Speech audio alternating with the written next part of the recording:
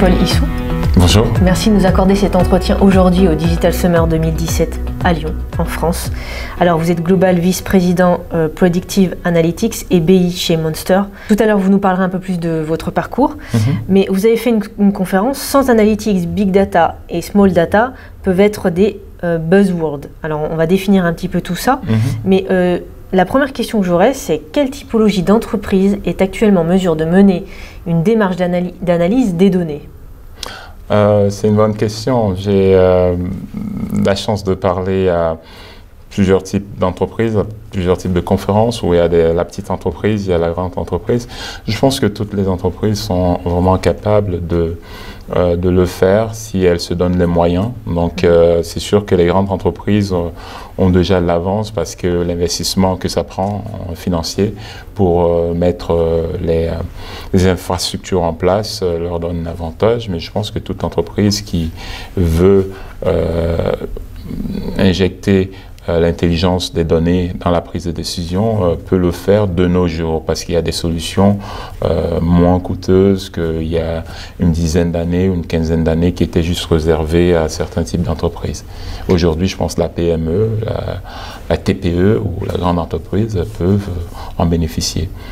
Est-ce que vous pouvez nous définir certains mots qui sont essentiels dans votre quotidien? Par exemple, analytics, on disait tout à l'heure buzzwords, big data. Parlez-nous un peu de ces termes que forcément, peut-être pas tous les internautes connaissent. Voilà, donc c'est une très bonne question. Tout à l'heure, à la conférence, j'ai posé 3 questions aux gens. J'ai dit, dans le terme big data, c'est quoi le mot le plus important? Est-ce que c'est big?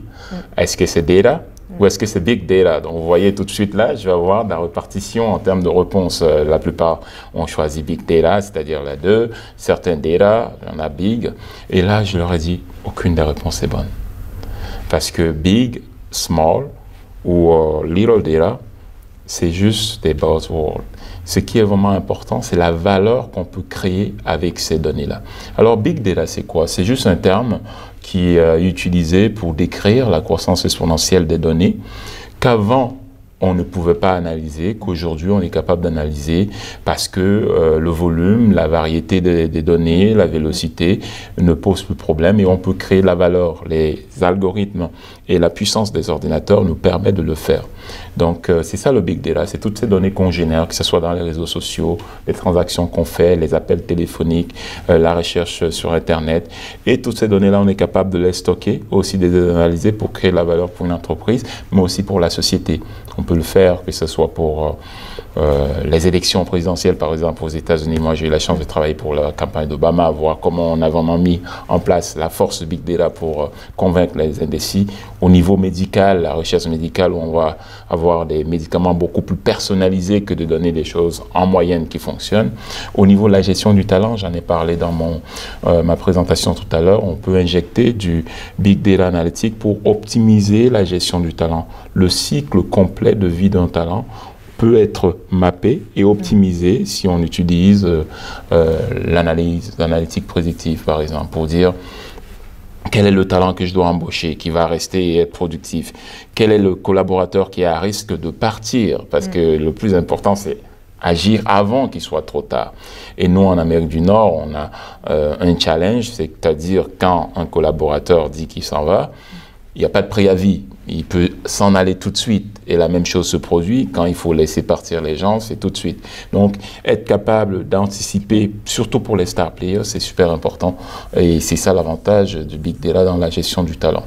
Et l'analytique, en fait, vous complétez avec la définition. Moi, je le prends en termes de Advanced Business Analytics, l'analytique d'affaires avancée. C'est quoi? Ça commence par une problématique d'affaires. Il faut toujours avoir une problématique d'affaires. On ne va pas se jeter là-dedans en disant « je vais faire du big data, je vais faire l'analytique ». Non, on commence par poser « c'est quoi la problématique d'affaires que j'ai? Est-ce que c'est l'acquisition des clients? Est-ce que c'est la rétention des clients? Est-ce que c'est l'acquisition des talents ?» Et une fois qu'on a cette problématique d'affaires claire, là, on peut aller chercher de l'aide, soit à l'interne, soit à l'externe, pour dire comment est-ce que je peux répondre à cette problématique-là de rétention, d'acquisition ou d'upsell des clients ou des talents pour mieux gérer l'entreprise. C'est quoi les valeurs, les qualités que devrait avoir une personne à votre place à vous, dans votre position à vous? Je pense que les valeurs, c'est un mix de valeurs business, et puis de valeurs aussi de compréhension générale technique. Bon, moi j'ai la chance, je suis un mathématicien de formation, donc je peux poser des questions encore plus détaillées ou même aider les gens dans mon équipe, mais c'est une combinaison des deux. Donc il faut être un artiste et puis un scientiste en même temps dans la façon de penser. L'artiste, c'est vraiment tout ce qui est l'intuition, l'expérience pour gérer l'entreprise, pour gérer l'équipe. Et la science, c'est l'intelligence qui vient des données. Comment est-ce qu'on peut exploiter de façon optimale toute l'intelligence qui vient de données, que ce soit les données à l'interne ou les données externes, ou les données qui sont publiquement disponibles, qui contiennent beaucoup de valeur quand on les exploite de façon efficace. Il y a peu de professionnels dans les entreprises qui sont formés à l'analyse des données. Des profils comme vous, il y en a très peu, en tout cas de ce qu'on entend. Comment vous pensez que les entreprises vont remédier à cela ? Oui, c'est une très bonne question parce que, juste des statistiques pour les États-Unis, il y a une étude qui a été faite qui dit bon, ben, il va y avoir un manque l'année prochaine de 170 000 data scientists et scientistes de données, 1,5 million de data savvy managers, c'est-à-dire les gestionnaires capables de prendre des décisions basées sur l'analyse des données. Alors, comment on fait ça? Ben, en Amérique du Nord, et puis je parlais à des profs ici tout à l'heure, en France aussi, on commence à créer des petites formations courtes pour que ça ne soit pas forcément du technique, mais l'essentiel, où on fait des certificats ou des programmes de 3 mois pour que les gestionnaires puissent acquérir l'essentiel pour comprendre, c'est quoi les données, les big data, l'analytique, comment est-ce que je peux l'analyser, comment je peux l'utiliser pour mieux gérer, quel type de profil j'ai besoin, comment les attirer, comment les retenir et comment est-ce que je peux aider l'entreprise à avancer, à prendre des meilleures décisions en injectant de l'analytique dans la prise de décision. C'est sûr que la pénurie en termes de data scientists ou des profils comme les miens, elle est mondiale parce que les universités n'en forment pas plein, c'est très limité, mais de plus en plus on voit une ouverture et puis beaucoup de marketing qui a été fait aussi pour dire, je disais tout à l'heure, data scientist, the sexiest job of the 21st century, le job le plus sexy du 21e siècle, c'est data scientist. Qui aurait pensé ça? Moi j'étais à l'école, j'étudiais la mathématique il y a 24 ans, on n'était pas des sexistes, on était des data scientists, étudiants en maths, oh non, c'est des geeks, il ne faut pas leur parler. Aujourd'hui, grâce au big data, grâce à tout ce qui est machine learning et tout ce qu'on a fait autour de ça, ben, il y a un engouement, il y a un enthousiasme parce qu'on voit que ce n'est pas juste de la théorie. Ces équations qui existent, et ça c'est un point important, les équations qu'on utilise aujourd'hui dans le big data, dans l'analytique, dans le machine learning, ça existe depuis des siècles. Mais la puissance des ordinateurs ne nous permettait pas de les mettre en application. Et aujourd'hui, on est capable de le faire, donc on voit vraiment le fruit de ce métier-là qui était réservé à la recherche ou à être prof de maths, par exemple. Maintenant, c'est plus ça, c'est plus sexy.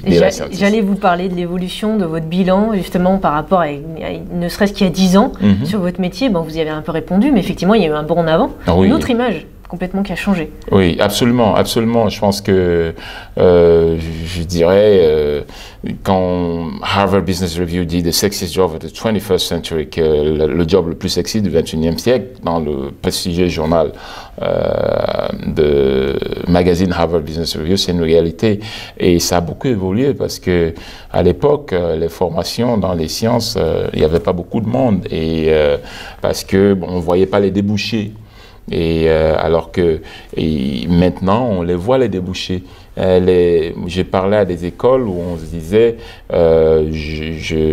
je dois attirer, j'étais à Poitiers il y a 2 ans, ils devaient attirer des étudiants dans leur programme et ils se disaient mais comment on le fait? Parce que les gens c'est des statistiques, si on dit programme en statistique c'est pas sexy, puis en plaisantant on a dit ben, il faut peut-être renommer data scientist, un programme prenne le nom plus sexy et de plus en plus oui on va voir ça, une augmentation croissante où les jeunes, on va leur dire, ah ben c'est cool, vous étudiez en mathématiques par exemple, vous allez pouvoir travailler pour Facebook, pour analyser les chats, pour analyser le content qui est publié. Donc ils voient tout de suite parce qu'au quotidien, c'est proche d'eux, c'est plus quelque chose qui est abstrait. Oui.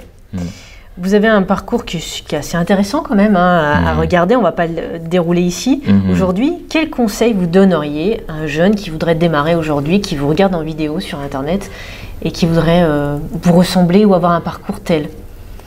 Je pense que c'est une bonne question. Je pense qu'il y a le travail à la base. Je pense que c'est important de travailler fort, d'avoir un peu en tête c'est quoi notre objectif final. Bon, le premier objectif quand on est jeune, je pense, on a la chance de ne pas avoir trop de soucis. C'est-à-dire, le seul souci qu'on devrait avoir, c'est réussir à l'école. Donc, on travaille fort pour être le meilleur. Moi, je dis toujours, je dis la même chose à ma fille. J'ai 2 filles, la plus grande, je lui dis toujours, elle a 12 ans. Je dis toujours, il faut essayer d'être la meilleure ou parmi les meilleurs dans ton domaine. Parce que si c'est le cas, tu as le choix. Parce que tout le monde veut les meilleurs. Quand on est bon, c'est nous qui choisissons. Quand on n'est pas bon, on est dans le lot de tout le monde qui choisit. Donc, d'être meilleur ou parmi les meilleurs dans ce qu'ils font. Et puis aussi, je pense qu'une chose qui est intéressante, c'est d'être présent. Par exemple pour les jeunes, ou s'informer à partir d'Internet sur ce qui se passe. Il y a beaucoup d'informations disponibles par rapport à divers métiers, et je pense le travail, la persévérance. Des fois, c'est pas toujours évident. Hein. Des fois, on va aller du point A au point B. Il faut peut-être passer au point C et D avant d'arriver là. Il y a souvent des échecs aussi. Oui, absolument, absolument. Il peut y avoir des échecs, mais quand on garde en tête l'objectif qu'on a et qu'on laisse personne nous l'enlever, parce que quand il y a des échecs ou il y a des obstacles, on peut se dire ah ben c'est impossible. Courage, ouais. Mais quand on le tient fort. Même quand on parle à un entrepreneur, un chef d'entreprise, il le ressent, cette détermination, cette persévérance. Et généralement, les entreprises ont besoin de ça parce que c'est souvent des défis de grande taille qui ont besoin de cette force en termes de personnalité. Mais aux jeunes, je pense que c'est important quand même. Ça reste toujours important de réussir à l'école, de faire des choses, de s'amuser à faire ces choses-là, de les prendre, de dire c'est moi, je vais être parmi les meilleurs ou le meilleur dans ça. Et meilleur dans ça ou parmi les meilleurs, ça va payer plus tard. Puis on a la chance maintenant de travailler, d'être passionné et de faire de notre passion un métier. Oui. Ce qu'avant, on ne s'autorisait pas. Non, moi, j'ai toujours entendu nos grands-parents dire « il faudrait que tu fasses tel métier parce que ça t'assure une sécurité ». Mais en fait, j'aime ça. Non, non, par exemple, tu ne peux pas être danseur classique, tu ne peux pas faire ci. Maintenant, on a la chance, justement, de pouvoir accéder à ses rêves. Absolument, absolument. Et puis moi, bon, il y a un peu de chance aussi. Moi, je dis je suis un peu chanceux parce que j'ai étudié en mathématiques et depuis plus de 24 ans, je travaille dedans. Donc, la plupart des gens, ils ont étudié, mais après, quand ils se mettent à travailler, ils font autre chose. Ouais. Donc, ça, c'est un avantage aussi, donc, pour rejoindre ce que vous dites, pouvoir s'amuser en faisant son travail. Et c'est pour ça que je me suis mis aussi à écrire des livres là-dessus. Donc, là, j'en ai écrit 2. Le premier sur l'analytique, comment gagner avec l'analytique, qui est accessible à tout le monde, Win with Advanced Business Analytics. L'année dernière, j'en ai sorti un qui s'appelle People Analytics in the Era of Big Data. Comment utiliser l'analytique dans la gestion du capital humain. Et celui sur lequel j'ai un peu parlé aujourd'hui, beaucoup parlé, c'est l'analyse des données non structurées. Ça s'appelle Unstructured Data Analytics, qui sort au mois de janvier. Ils sont tous déjà disponibles sur Amazon. Mais ce livre-là, sur l'analyse des données non structurées, c'est très, très intéressant parce qu'on parle de 90% des données générées. Les données non structurées, c'est la voix, la vidéo, le texte, les images. Et ces données-là ne sont pas encore analysées. Donc, il y a un potentiel énorme d'aller analyser tout ça. Alors justement, qu'est-ce que les données non structurées apportent en plus par rapport aux données structurées ? Une très bonne question. Les données non structurées, d'abord, faut expliquer c'est quoi. Données structurées, c'est toutes les données qu'on connaît qui rentrent dans par exemple, un fichier Excel. On a le nom du client, on a la date de l'achat, le montant dépensé. Chaque colonne a une information qu'on connaît qui va rentrer.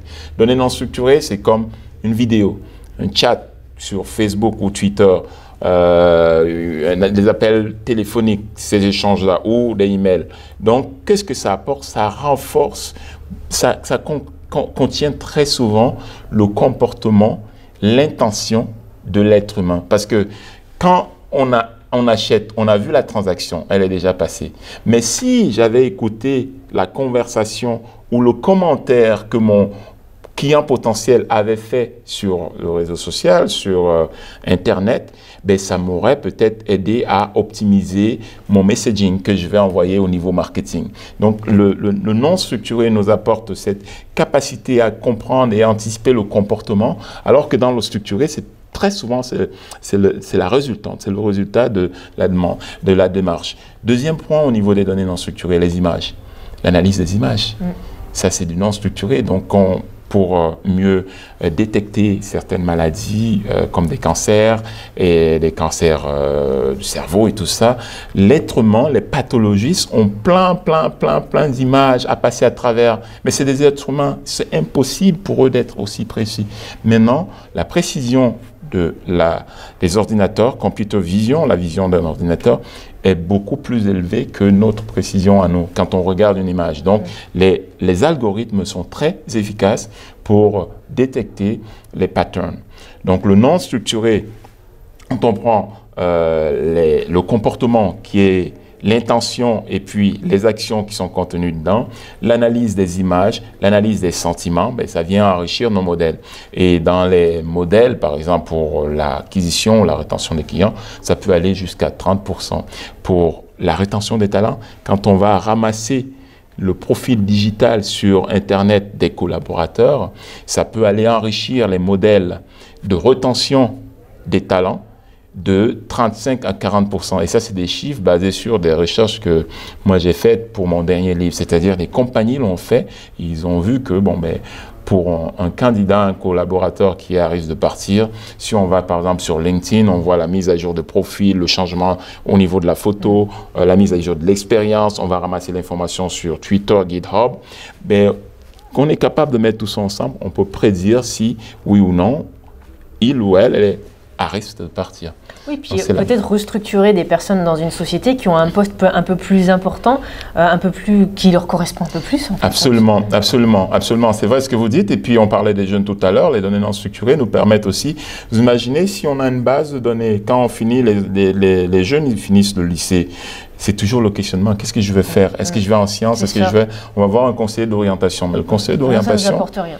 Voilà. En général, ils savent très peu, ouais. C'est basé sur leur expérience, de petits trucs qu'ils ont vus, des cursus. Mais maintenant, avec la disponibilité des données qu'on a, par exemple, on prend une base de données comme la base de données de résumé de Monster, il y a 170 millions de CV. Qui dit 170 millions de CV? On a tous les parcours que les gens ont suivis. Tout à l'heure, vous m'avez posé la question, qu'est-ce qu'il faut faire pour arriver là? Donc, avec, par exemple, pour ceux qui vont faire la théorie des graphes, on peut voir où chaque individu, par exemple, aujourd'hui est directeur, par où il a commencé. Et on l'a pour des millions.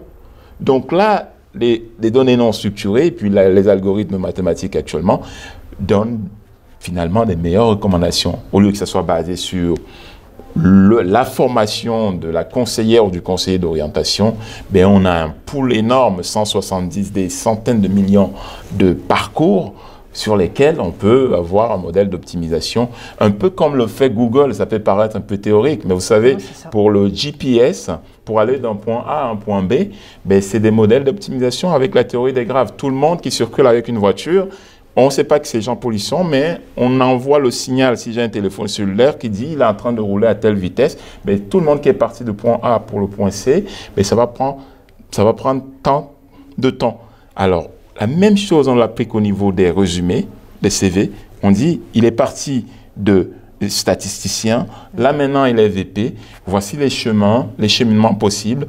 Est-ce qu'il y en a d'autres comme ça? Il y en a d'autres, ça a bifurqué, ils sont partis, ils sont allés tout de suite en poste de directeur. Et puis, et la beauté, c'est que toutes ces données-là peuvent être mises à contribution pour vraiment donner des recommandations, que ce soit pour le talent, que ce soit au niveau médical, que ce soit pour acquérir les nouveaux clients, augmenter les parts de marché, ou développement des produits aussi. Quand on veut développer des nouveaux produits et donner non structuré, c'est-à-dire on va écouter ce que dit le consommateur, les commentaires qu'ils font en ligne, et des fois proposer, les consommateurs pour proposer des idées qui vont aider à ajuster le produit qui va répondre aux besoins du marché. On en a beaucoup parlé là pendant l'interview, mais quelques derniers mots, quelques conseils à nos internautes sur l'analytics, le big data et toutes ces thématiques dont on vient parler. Oui, alors le conseil, je pense, le premier, il faut éviter les buzzwords. Il faut éviter de dire, parce que les gens vont avec big data, puis analytique. Il faut vraiment, je le dis toujours, séparer les bruits, les signaux. On va extraire les signaux. Donc, ce qui est vraiment important, c'est de dire qu'est-ce que j'en fais avec. Où est-ce que je peux créer de la valeur avec? Donc, pour les internautes, quand on vient, on dit big data, OK, qu'est-ce que ça va faire pour moi? Comment est-ce que ça change mon quotidien? Si je suis un chef d'entreprise, comment est-ce que ça va m'aider à augmenter ma part de marché, à retenir mes clients qui sont à risque, à réduire mes coûts ou à optimiser la gestion de mes talents? Si je suis un Internet ou un étudiant, ben, quel domaine du big data ou de l'analytique je pourrais être formé dessus pour répondre aux besoins, parce que le besoin est criant en termes d'analyse de données, qu'on appelle data scientist. La population d'ici 2030, les baby boomers vont être tous partis à la retraite, donc il faut remplacer. Il va y avoir une pénurie énorme de main-d'œuvre. Donc être au courant de ça, de voir comment, oui, le big data, l'analytique, pourrait, avec une formation adéquate là-dessus, aider à répondre aux besoins. Parce que le problème qu'on a, par exemple, dans les pays occidentaux, et j'étais ici l'année dernière, j'étais sur BFM, et puis sur l'émission de M. Soumier, il me disait, mais M. Hisson, dites-nous, est-ce que le big data, on a un taux de chômage élevé, est-ce qu'il n'y a pas moyen de faire quelque chose? Moi, je lui disais, c'est l'optimisation de l'équation de l'offre et de la demande. Comment est-ce que, en termes de décideurs, on peut utiliser l'analytique pour dire, est-ce que, par rapport à la demande que j'ai aujourd'hui, est-ce que j'ai les ressources nécessaires pour répondre? Parce que les ressources nécessaires, ça veut dire qu'il y a encore des secteurs où il manque de la main-d'œuvre et on n'a personne. Donc, est-ce qu'on peut ajuster nos formations en tant qu'employeur ou même en tant que jeune pour dire, c'est un secteur qui va peut-être être porteur de succès plus tard parce que la demande est là et elle va augmenter parce que le volume de données ne cesse d'augmenter et puis ça va continuer de plus en plus. J'espère que votre message sera bien transmis aujourd'hui. Merci, j'espère aussi. Puis ça me fera plaisir. Je suis disponible sur les réseaux sociaux, que ce soit Twitter ou LinkedIn. J'adore discuter, donc s'il y a des questions, des choses comme ça me fera plaisir de répondre. Amis internautes, n'hésitez pas, vous le contacterez. Toutes les informations sont dans la vidéo. Jean-Paul, merci. Merci à vous. Merci de m'avoir eu aujourd'hui. Merci. Au revoir. Au revoir.